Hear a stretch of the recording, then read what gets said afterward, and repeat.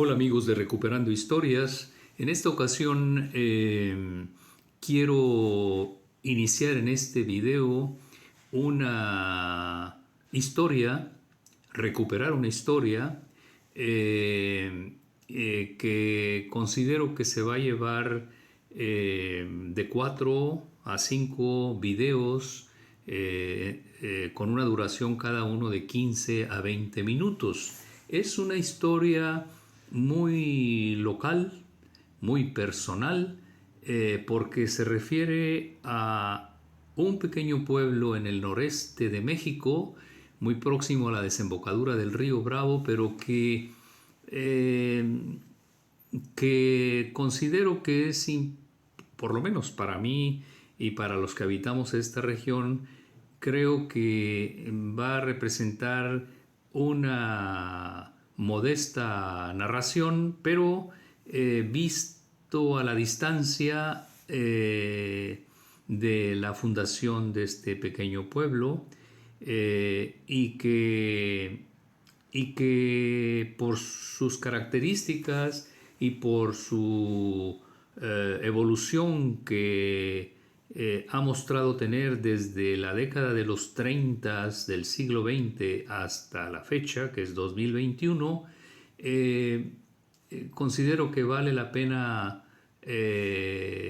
iniciar esta recuperación de historia, que desde luego es muy informal, pero que es producto de más que de registros documentales de la historia oral que se fue captando y que yo en lo personal capté de mis padres y de mis abuelos, y que es interesante y al mismo tiempo compleja, porque este pequeño pueblo de alguna manera creo que es una fiel representación que logró, fiel representación de la esencia de los resultados de la Revolución Mexicana. Seguramente en otros puntos del país pueden existir evidencias muy notorias de lo que la Revolución Mexicana logró, y debe haber también, al igual que en este pueblo sobre el cual voy a platicar, evidencias aún, sobre todo materiales, de todo lo que se logró y de todo lo que se aterrizó después de la revolución para beneficio del pueblo mexicano. Bien, pues si quisiera darle un título a esta serie de 4 o 5 videos, creo que le escogería algo así como Memorias de un sueño revolucionario hecho realidad. Y bueno, al decir Memorias de un sueño revolucionario, pues lógicamente estoy refiriéndome a mis recuerdos de lo que mis abuelos y mis padres tal vez soñaron, y que les tocó vivir la Revolución Mexicana, y que aún tuvieron que transcurrir prácticamente 2 décadas después de la Revolución para que ese sueño se hiciera realidad y lo vieran reflejado en distintas formas, pero en particular en la fundación de un pueblo hecho bajo un esquema fundado en los logros de la Revolución Mexicana. Así lo concibo yo y así lo creo. Bien, pues este pueblo del que les hablo tiene actualmente el nombre de Valle Hermoso y se ubica a escasos kilómetros de la ribera sur del río Bravo, es decir, en el lado mexicano, y,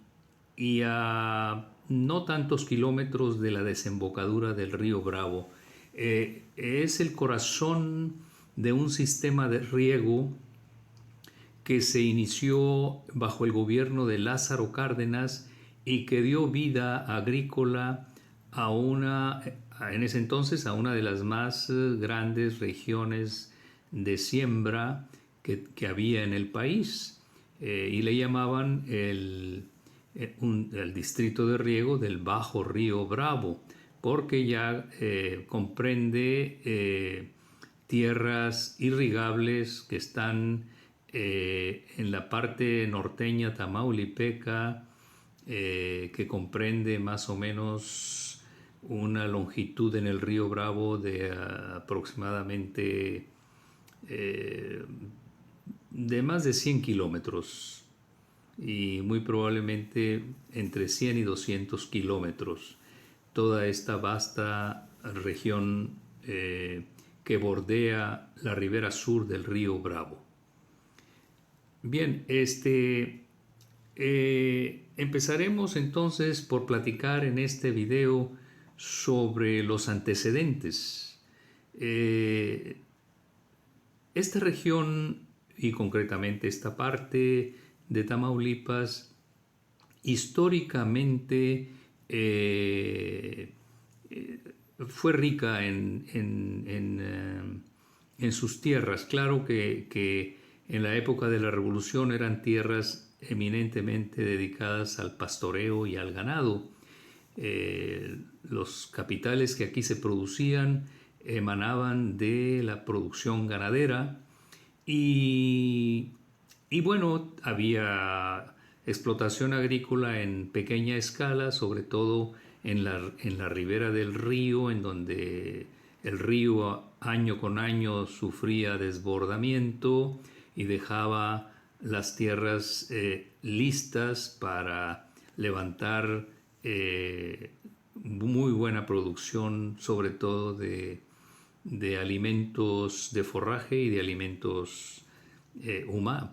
para consumo humano, pero sin ser las grandes producciones. La producción mayoritaria era de carne y de cuero,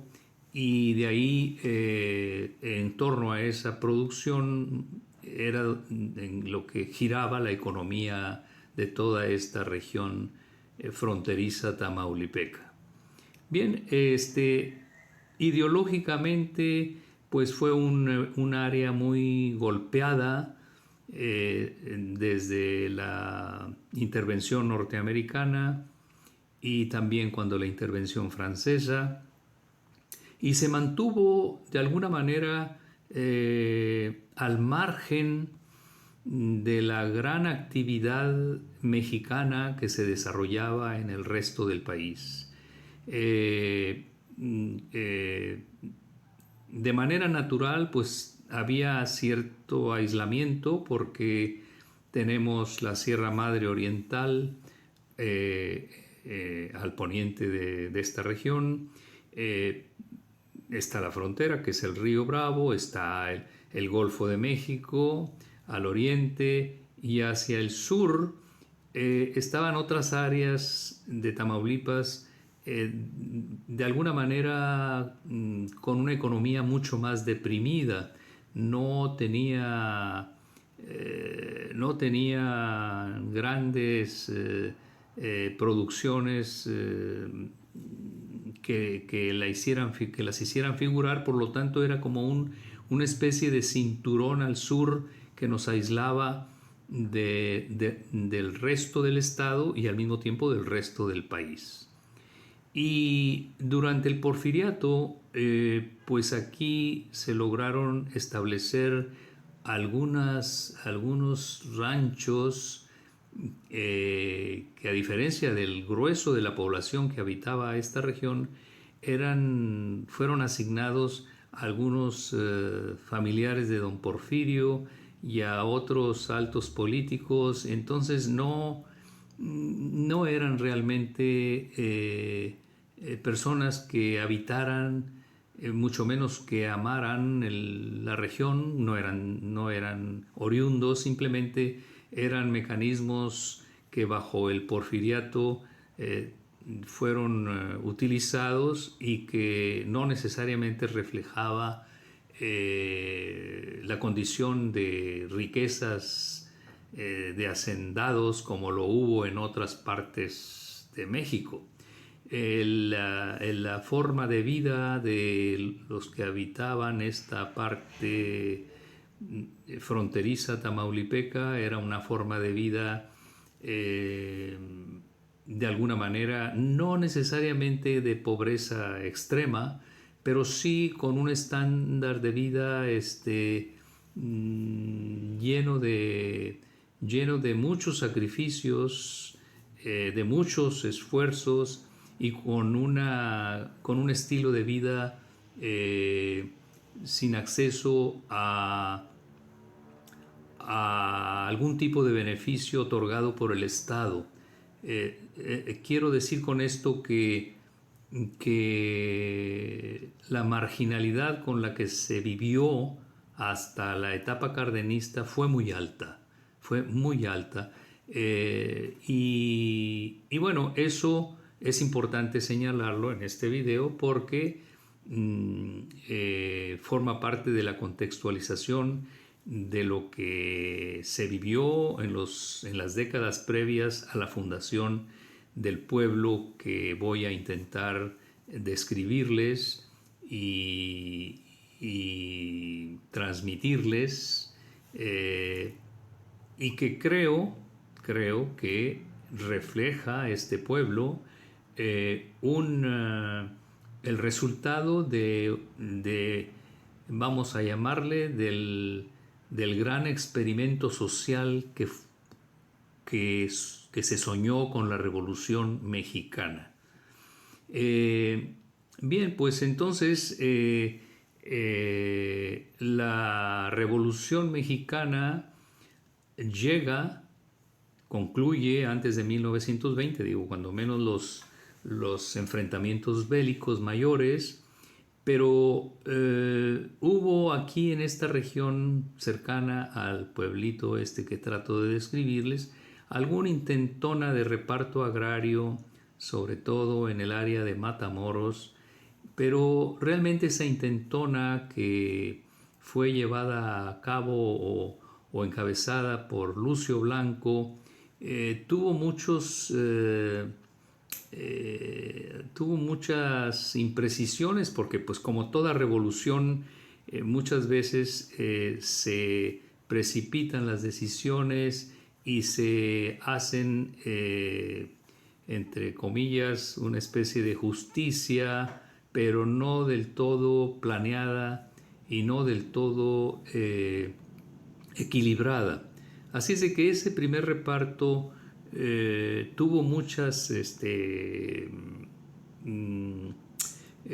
puntos que después se fueron depurando,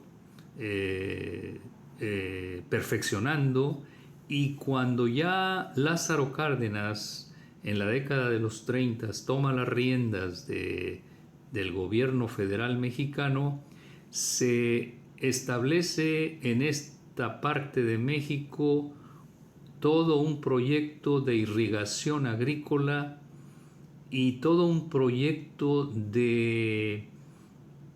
repatriación